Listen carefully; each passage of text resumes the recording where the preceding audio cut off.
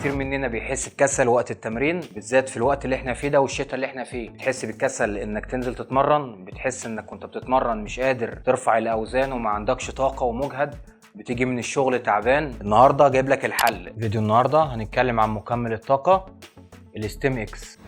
الستيم اكس ده يعتبر من اقوى مكملات الطاقه، ده بقى اللي هيديك الزقه زياده اللي هيخليك تتمرن صح من اول دقيقه لاخر دقيقه بنفس المجهود ونفس الطاقه. الستيم اكس يعتبر من انتاج شركه نيوترابوليكس الكنديه. النهارده هنتكلم عن الستيم اكس، هنقول مكوناته، هنقول فوائده، هنقول كل حاجه عنه، وهقول في الاخر تجربتي الشخصيه وتقييمي ليه، ودي تعتبر اهم حاجه في الحلقه. تابع الحلقه للاخر عشان مهمه جدا. بالنسبه لمكوناته، كل سكوب، السكوب بيبقى 6 جرام، بيبقى فيه فيتامين سي. الفيتامين سي طبعا عارفين كلنا اهميته بالنسبه للمناعه وبالنسبه لحاجات كتيره جدا.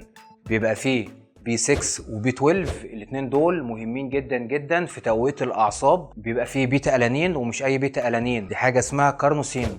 الكارنوسين دي معمول عليها براءه اختراع ان هي بتزود قوه تحملك في الجيم، بيخليك تجيب عدات اكتر، من الاخر كده ما تحسش بالتعب. بيبقى فيه نوعين من الارجينين، الاي كي جي والاتش سي ال، الاثنين دول بيساعدوا على توسيع الاوعيه الدمويه وزياده ضخ الدم عن طريق ان جسمك بينتج النيتريك اوكسيد. انا عامل حلقه مخصوص عن الارجينين وفوائده، يبقى خش اتفرج عليها عشان مهمه جدا. بيبقى فيه كافيين، والكافيين يعتبر من اقوى محفزات الطاقه. بيبقى فيه ثيوبرومين، خلاصه بذره الكاكاو، ودي من اقوى مضادات الاكسده. بيبقى فيه السينفرين، السينفرين ده يعتبر خلاصه البرتقال المر، مفيد جدا جدا وبيزود لك نشاطك لمعدلات عاليه جدا. اقول لك برضو بعض المميزات في الستيم اكس.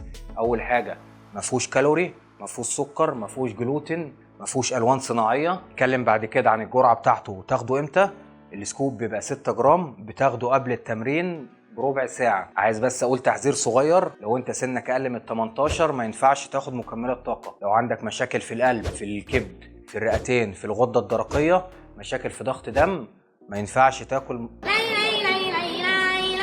ما ينفعش تاخد مكملات طاقة. نيجي لأهم نقطة في الفيديو وهي تجربتي الشخصية. هنقسم التجربة والتقييم لكذا نقطة. أول حاجة بالنسبة لطعمه، طعمه كويس جدا جدا.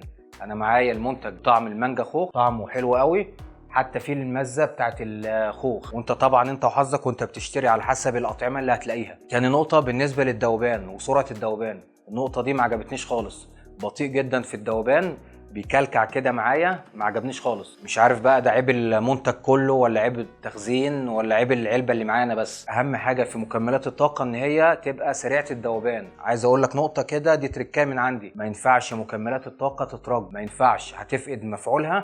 مش انا اللي بقول الكلام ده على فكره، ده الشركات المكملات هي اللي قايله الكلام ده. ما ترجش مكملات الطاقه، هتفقد مفعولها. بالنسبه لتاثيره في التمرين كويس جدا وحلو. نيجي للتقييم النهائي، هديله 8 من 10، والتقييم العالي ده بس عشان سعره. بادي بيلدينج هاوس عامله عليه عرض حلو قوي. العلبه ال 30 سكوب ب 350 جنيه. على فكره المنتج ده اول ما نزل كان معدي 750 جنيه، قيمه مقابل سعر حلو قوي. دي كانت حلقه النهارده. اكتب لي في الكومنتات هل استخدمت الستيم اكس ده قبل كده ولا لا، وعجبك ولا لا، واكتب لي هل استخدمت اي مكملات طاقه قبل كده، وايه اللي اشتغل معاك وما اشتغلش معاك. لو عندك اي سؤال اكتبوا لي تحت في الكومنت. ما تنساش اللايك عشان بيساعد جدا في نشر الفيديو. شير الفيديو على قد ما تقدر. اشوفكم الفيديو الجاي. سلام.